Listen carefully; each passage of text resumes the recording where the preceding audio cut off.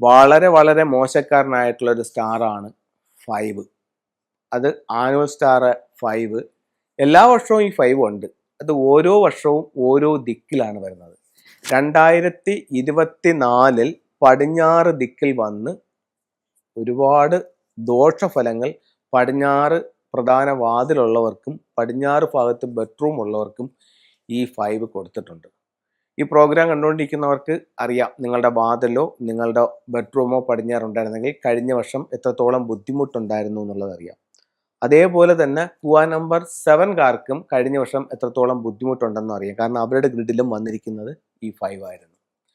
അതേസമയം 2025 ഫെബ്രുവരി 4 north east ഭാഗത്ത് വരുന്നുണ്ട് ഈ 5. ഏറ്റവും മോശം നക്ഷത്രമായ 5.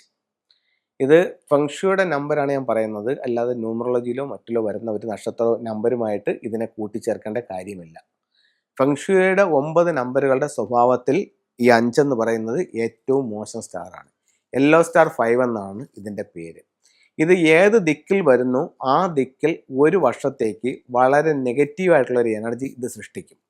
അപ്പോൾ അതൊരു വ്യക്തിയെ എങ്ങനെ സ്വാധീനിക്കും എന്ന് ചോദിച്ചു കഴിഞ്ഞാൽ, വീടിൻ്റെ വടക്ക് കിഴക്ക് ഭാഗത്ത് നിങ്ങളുടെ വീടിൻ്റെ പ്രധാന വാതിലുണ്ടെങ്കിൽ അത് നിങ്ങളെ സാരമായ രീതിയിൽ ബാധിക്കും. കാരണം എന്തായാലും വാതിൽ എൻട്രൻസിൽ നിൽക്കുന്ന സ്റ്റാർ 5 ആണ്. ഇനി നിങ്ങളുടെ ബെഡ്റൂമാണ് വടക്ക് കിഴക്ക് ഭാഗത്തെങ്കിലോ അതും നിങ്ങളെ ബാധിക്കും. ഈ രണ്ട് കാര്യങ്ങളും നിങ്ങൾക്ക് വടക്ക് കിഴക്ക് ഭാഗത്തില്ല എന്നുണ്ടെങ്കിൽ ഈ സ്റ്റാറിനെ നിങ്ങൾക്ക് അത്രത്തോളം പേടിക്കേണ്ട കാര്യമില്ല. അതേസമയം ശ്രദ്ധിക്കേണ്ട മറ്റൊരു കാര്യം ഉണ്ടെന്ന് പറഞ്ഞാൽ, ഈ യെല്ലോ സ്റ്റാർ 5 വരുന്ന സ്ഥലത്ത് ആ ഒരു വർഷത്തേക്ക് ആ ഒരു 45 ഡിഗ്രിയിൽ ഒരു ആണി പോലും അടിക്കാൻ പാടില്ല. കാരണം ആ ദിക്കിനെ വളരെ സൈലൻ്റ് ആക്കി നിർത്തുക എന്നുള്ളതാണ് ഫെങ്ഷുയിൽ പറയുന്നത്. അതായത് അവിടെ കിളയ്ക്കാനോ വെട്ടാനോ മരം മുറിക്കാനോ മറ്റ് നിർമ്മാണ പ്രവർത്തനങ്ങൾക്കോ പാടില്ല. അവിടെ സൈലൻ്റ് ആക്കി വെക്കുക. അങ്ങനെ എന്തെങ്കിലും തരത്തിലുള്ള പ്രവർത്തനങ്ങൾ നമ്മൾ ചെയ്താൽ അതിൻ്റെ ഒരു ദോഷഫലങ്ങൾ വരുന്ന 3 വർഷം വരെ അനുഭവിക്കുമെന്നാണ്, അല്ലെങ്കിൽ ഉണ്ടാകുമെന്നാണ് ഫെങ്ഷുയിൽ കണക്കാക്കുന്നത്. അപ്പോൾ 5 അത്രത്തോളം പ്രശ്നക്കാരനാണ്.